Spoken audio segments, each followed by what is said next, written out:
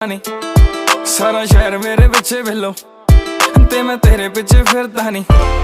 सुबह शाम जब नाम तेरा पता नहीं हो गया कि हाल मेरा।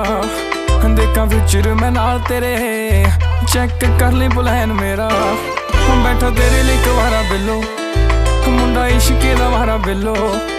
बस ठीक ठाक जिंदगी च बस मंगदा सहारा बिलो।